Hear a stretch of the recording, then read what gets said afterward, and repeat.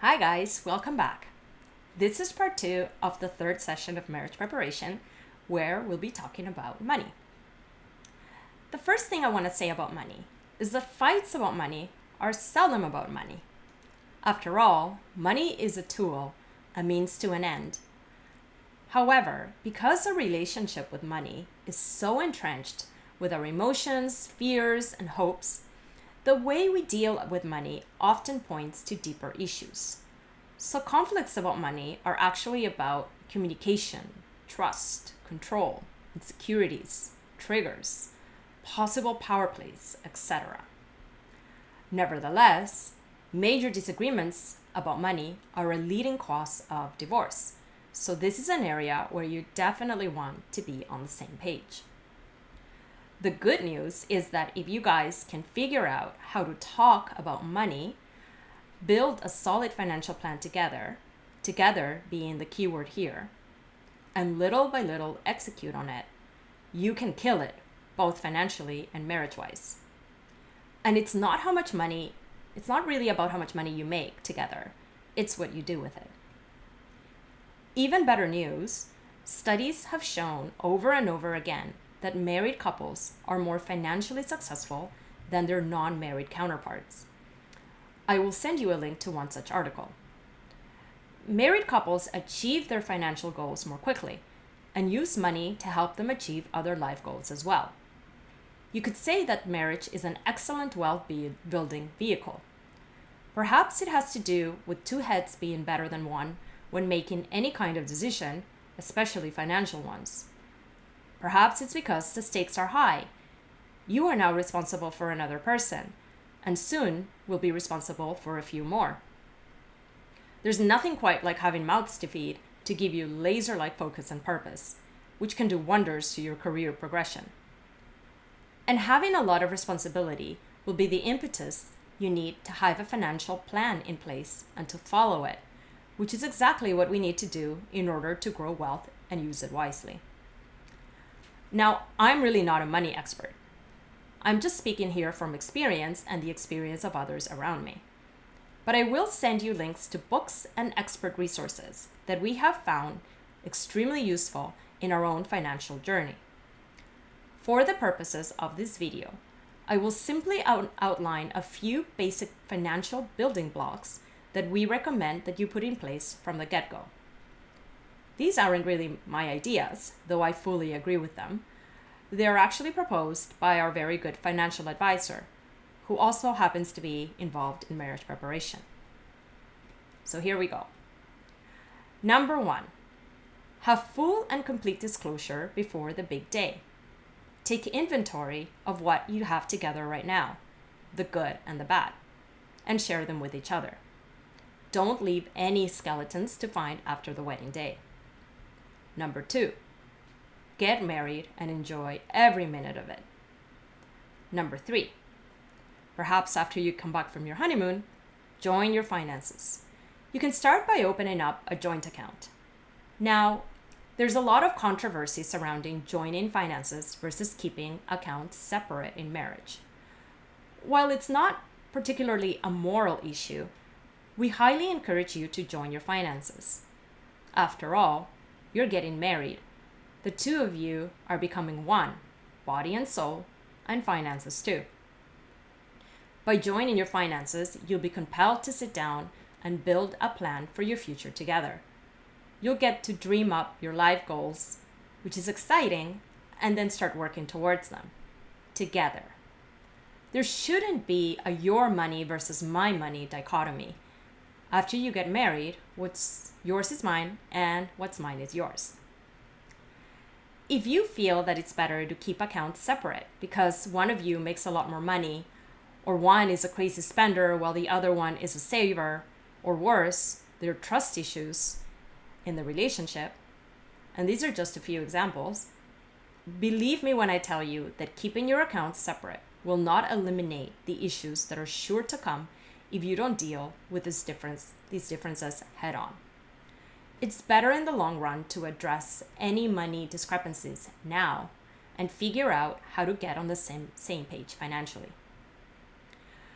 However, by having one big money pot to work from, you will eliminate a lot of awkward conversations and conflicts that can potentially erode your relationship.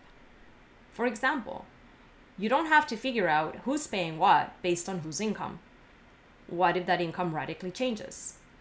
I feel like you would have to constantly go back to the drawing board to reassess if you're contributing fairly or not.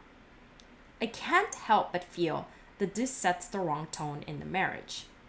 One of feeling the pressure to keep up the fairness instead of feeling freedom and trust and safety in your relationship.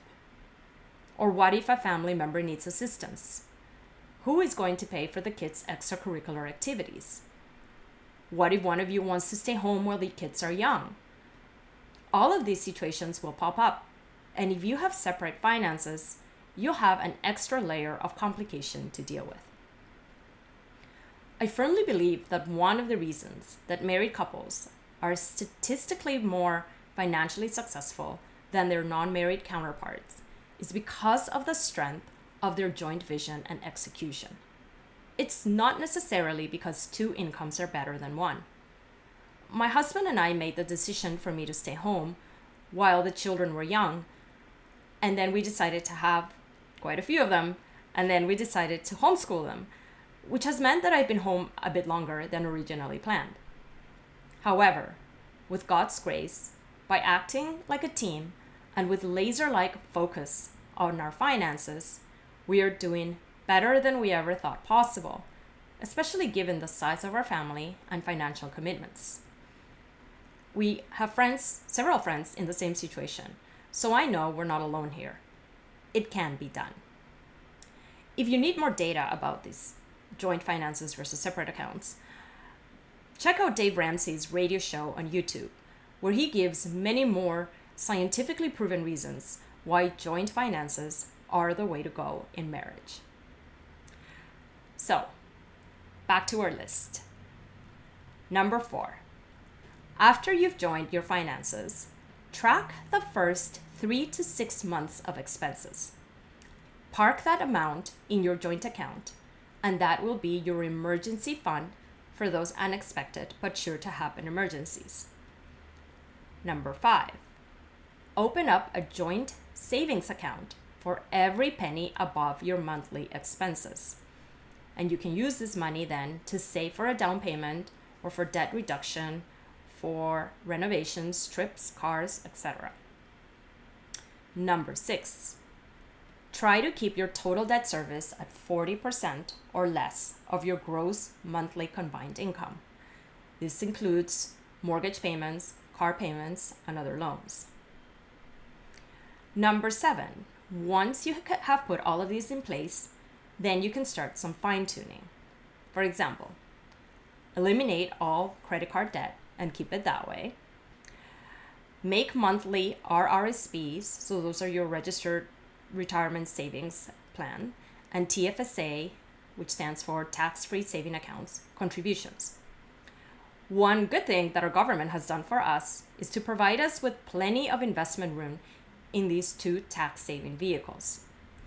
You can find out more about RRSPs and TFSAs from several personal finance websites, or if you have a financial advisor. One thing I would say is that the earlier you start investing, the better off you will be. That's the beauty of compound interest. Also, get life and disability insurance. You want to make sure that you and your dependents are covered in case of tragedy. Also, draw up a will. You don't want to leave your loved ones hanging and fighting with the courts for access to your accounts in case of your untimely demise. Wills are especially crucial once you have kids. You truly want to make sure that your wishes when it comes to your children are respected and honored, and that your children are protected and cared for. There are many lawyers who specialize in wills. We Googled for a local wills lawyer and found one very quickly. And I think it costs something like $700 to $800 for a standard will. Trust me, it's money well spent. Speaking of kids, once they arrive, consider making contributions to their RESPs, or Registered Education Savings Plans, which is an excellent savings vehicle for their post-secondary studies.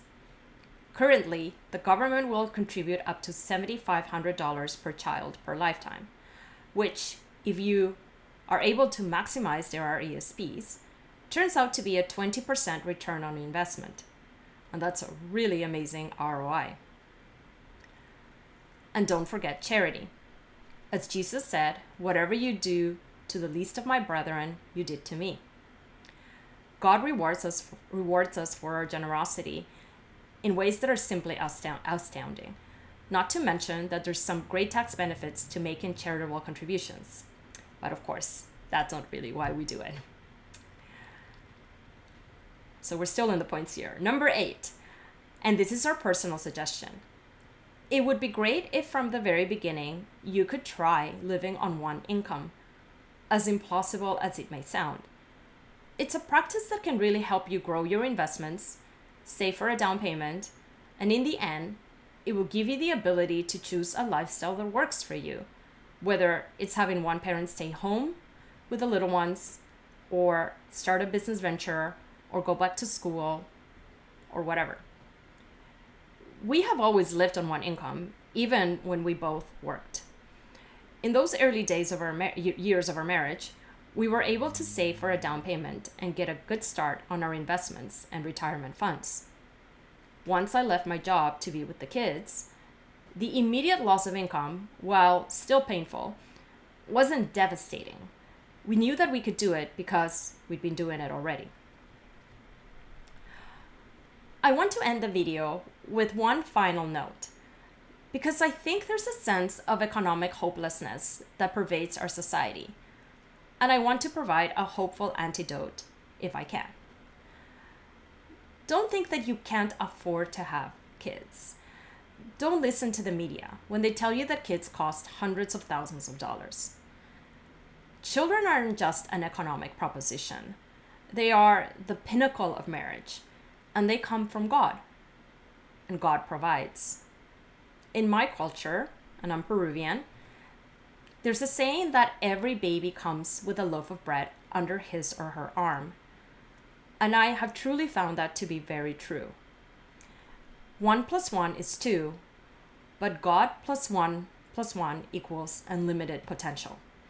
We've seen this happen to us and to many of our friends who have large families. This, of course, doesn't mean that it's easy or that it's without sacrifice, but that doesn't make it unachievable. I'm so incredibly glad that when it came to children, we have never once worried about the money. We have trusted that God will provide, and He most certainly has. All right, so that's all I have to say. If you have any questions, because I may have missed something about money or finances, please feel free to just give me a shout out and send me an email. But for your homework, there's just one worksheet for you guys to fill out separately and discuss together. And then I'll give you now a couple of resources that have really helped us to get our financial house in order. The first is a book called The Wealthy Barber by David Chilton. It was written some decades ago, but it's still quite relevant. It's also hilariously written and contains a very simple plan to follow. The second resource that I recommend is Dave Ramsey. He has built an empire based on simply helping people from all walks of life to become everyday millionaires. His plan, called the Baby Steps Program, is also very simple to follow. So you can check him out at ramseysolutions.com or find his radio show on YouTube. All right, well, as always, please let me know if you have any questions, comments, or concerns. I'm here for you. Thanks for watching this video. God bless, and see you next time.